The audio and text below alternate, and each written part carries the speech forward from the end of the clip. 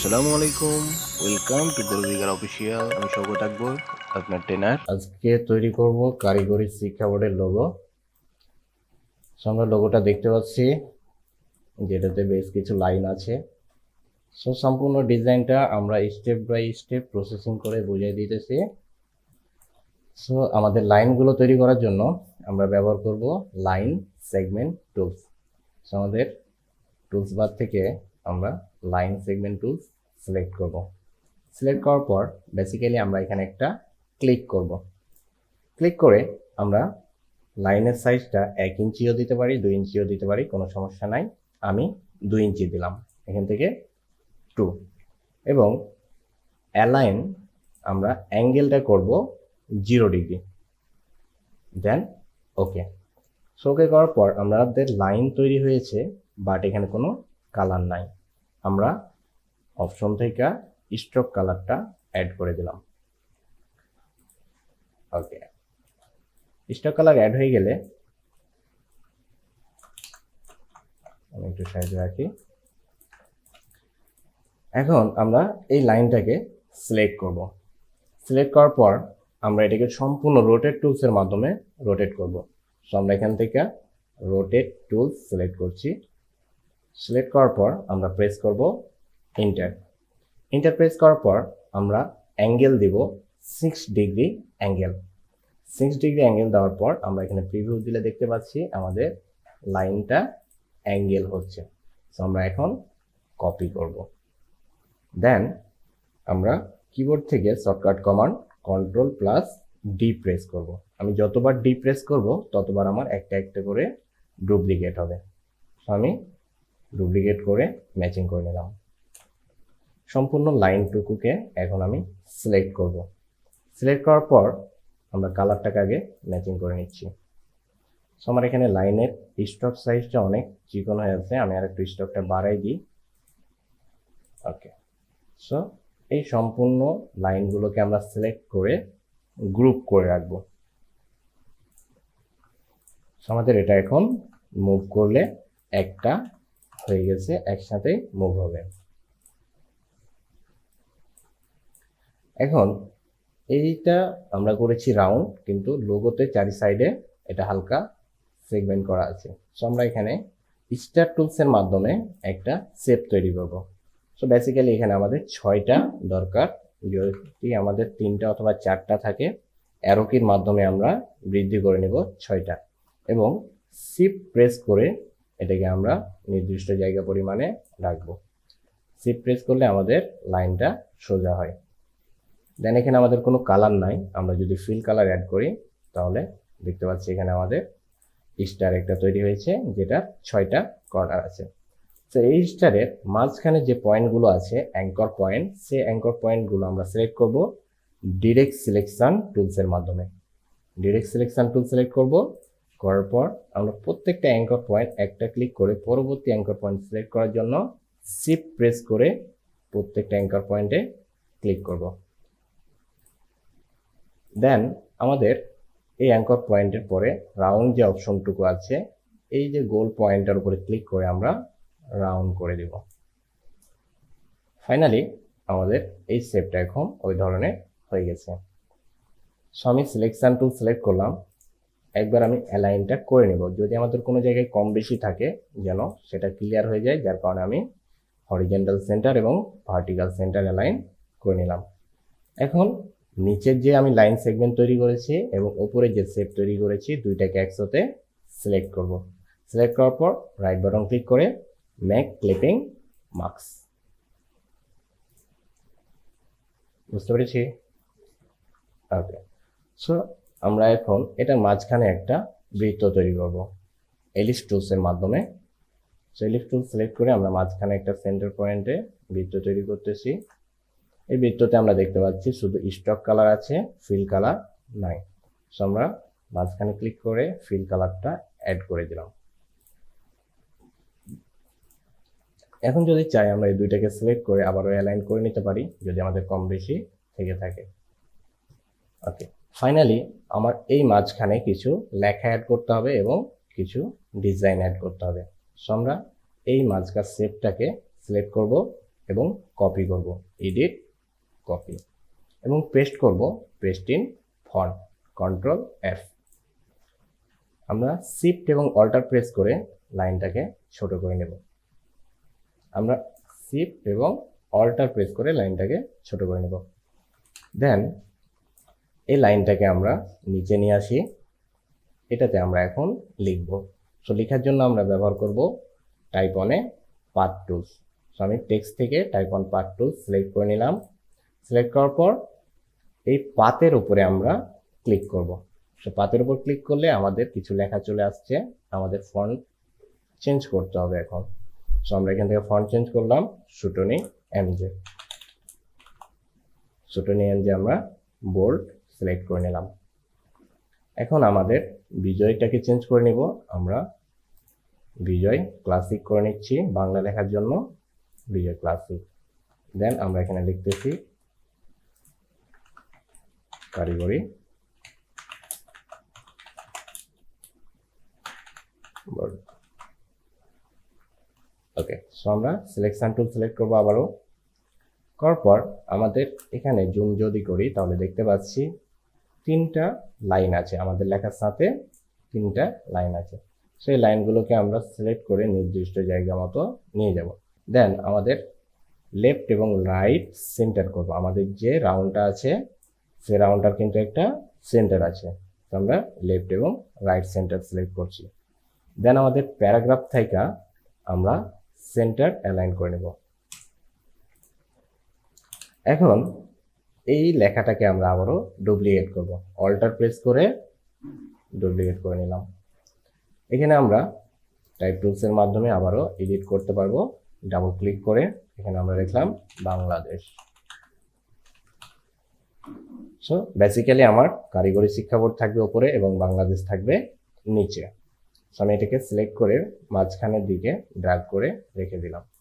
যদি আমাদের অনেক সময় এটা কম বেশি হয়ে যায়, কোনো সমস্যা নাই, আমরা আবারও বরাবরের মতো এই লাইনগুলো সিলেক্ট করে ঠিক করে নেব। ওকে, আমরা দুইটাকে সিলেক্ট করি, সিলেক্ট করার পর আমরা আবারও অ্যালাইন করতেছি। অ্যালাইন করার পর আমরা যদি আমাদের লোগো ডিজাইনের ভিতরে সেন্টারে নিয়ে যাই তাহলে দেখতে পাই যে আমাদের কারিগরি শিক্ষা বোর্ড ওপরে চলে গেছে এবং বাংলাদেশ এটা ভেতর সাইডে চলে আসছে। সো এই দুইটাকে আমাদেরকে সেন্টারে করতে হবে। সেন্টারে করার জন্য আমাদের অবশ্যই লেখা দুইটা সিলেক্ট করে রাখতে হবে। তো আমি কালারটা আগে চেঞ্জ করে নিই, তাহলে পরবর্তীতে আমার আর কোনো চেঞ্জ করতে হবে না। দেন আমরা যাব মেনু বার থেকে টাইপ, টাইপ অনে পাথ, দেন টাইপ অনে পাথ অপশন। এখানে যাওয়ার পর আমরা ইফেক্টে কোনো কিছু পরিবর্তন করব না, পরিবর্তন করব align two path. So align two পাথের এখানে ক্লিক করে আমরা করব সেন্টার। সেন্টার করেছি। এখানে আমরা যদি প্রিভিউ দেখি তাহলে দেখতে পাচ্ছি আমাদের লেখাগুলো যেই পাথ করেছিলাম পাথের সাথে সেন্টার হয়ে গেছে। একটু আগে একটা ছিল পাথের উপর সাইডে এবং একটা ছিল পাথের ভিতর সাইডে। দেন এখন আমাদের সেন্টার হয়ে গেছে। আমরা এখন ওকে প্রেস করে দিলাম। আমাদের মাঝখানে এখন লেখা আছে স্থাপিত। আমরা বাইরে লিখবো, ভেতরে লিখবো না, বাইরেই লিখি স্থাপিত 1954। দেন এটাকে আমরা আবারও ডিজাইনের সেন্টারে নিয়ে যাব। অবশ্যই আমাদের এই ডিজাইনের একটা রুলার ব্যবহার করা দরকার। যদি আমরা সেন্টার অনুযায়ী কাজ করি তাহলে আমাদের খুব সুবিধা হবে, তাহলে আমাদের লেখাগুলো আমরা সেন্টারে রাখতে পারবো। ওকে, আমাদের স্থাপিত সাইজটাকে আমরা একটু ছোট করে নেই, যেহেতু আমাদের কারিগরি শিক্ষা বোর্ডের থেকে স্থাপিত লেখাটা ছোট। আমরা নির্দিষ্ট পরিমাণে ছোট করে নিব। দেন এলিপস টুলসের মাধ্যমে আমরা একটা ছোট্ট শেপ তৈরি করব। সিলেকশন টুল সিলেক্ট করব, এলিপসটাকে নির্দিষ্ট জায়গায় রেখে আমরা আবার একটা ডুপ্লিকেট কপি করব। দেন আমাদের স্থাপিত এবং দুই সাইডের যে দুইটা পয়েন্ট আমরা করেছি, দুইটা পয়েন্টকে একসাথে সিলেক্ট করে আমরা এখানে হরিজন্টাল ডিস্ট্রিবিউট সেন্টার করব। তাহলে দেখা যাচ্ছে আমাদের এই দুইটার মাঝখানে চলে আসবে। দেন এটাকে আমরা গ্রুপ করে রাখবো। এটা থেকে আমরা কালারটা চেঞ্জ করে নিচ্ছি। এখন আমাদের বাকি যে কাজ মাঝখানের ডিজাইনটা তৈরি করা। সো আমরা এই ডিজাইনটা তৈরি করব সম্পূর্ণ পেন টুলসের সাহায্যে। সো আমরা পেন টুল সিলেক্ট করলাম, করার পর প্রথমে একটা জায়গায় সিলেক্ট করতেছি, দেন শিফট প্রেস করে আমরা আবারও ক্লিক করছি, শিফট প্রেস করে আমরা আবারও অপর সাইডে ক্লিক করতেছি। সো বেসিক্যালি এখানে আমরা দেখতে পাচ্ছি ফিল কালার আমাদের অ্যাড করা আছে, আমরা এখানে স্টক কালার করে দিলাম, সুইপ করে দিলাম কালারটাকে, তাহলে আমাদের কালারটা চেঞ্জ হয়ে গেল।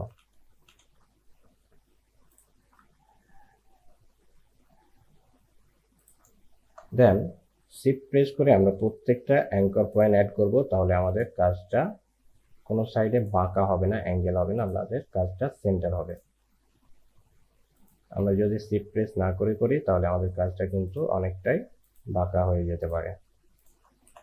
ওকে, সো আমরা আবারও সিলেকশন টুল সিলেক্ট করলাম, আমাদের ওপরে দেখতে পাচ্ছি তিনটা পয়েন্ট আছে ত্রিভুজাকৃতির, সেটাও আমরা পেন টুলসের মাধ্যমে করব। আমরা আবারও শিফট প্রেস করে ওপরে ড্র্যাগ করলাম, আবারও ড্র্যাগ করলাম, আমরা শিফটের মাধ্যমে এভাবে ড্র্যাগ করব।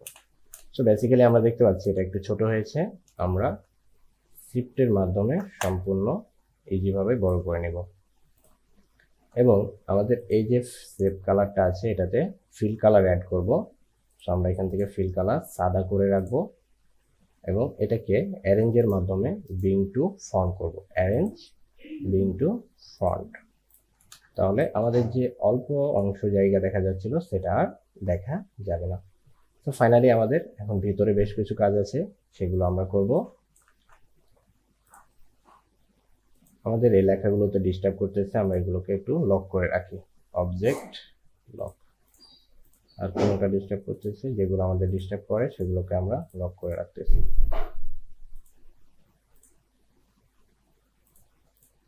এখন দেখা যাচ্ছে আমাদের আর তেমন ডিস্টার্ব করবে না। আমরা সিলেক্ট করে বাকি যে অংশগুলো সেগুলো লক করে দিলাম।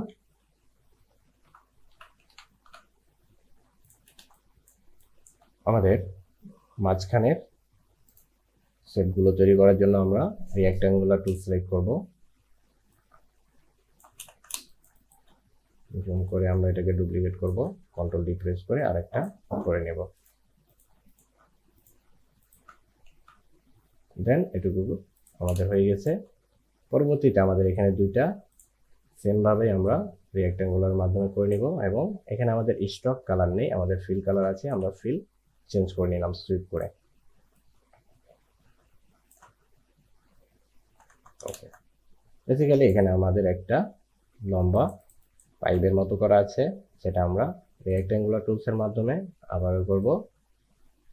দেন এখানে আমাদের ব্যবহার করা আছে স্ট্রোক, সো আমরা সুইপ করে নিলাম, ডিরেক্ট সিলেকশন টুলসের মাধ্যমে আমরা আবারও উপরের দুইটা অ্যাঙ্কর পয়েন্ট সিলেক্ট করে এটাকে হালকা রাউন্ড করে নিলাম। আমাদের উপরে একটা হাওয়া প্রবাহিত হচ্ছে, সো এটাও আমরা পেন টুলসের মাধ্যমে খুব ইজিভাবেই করে নেব।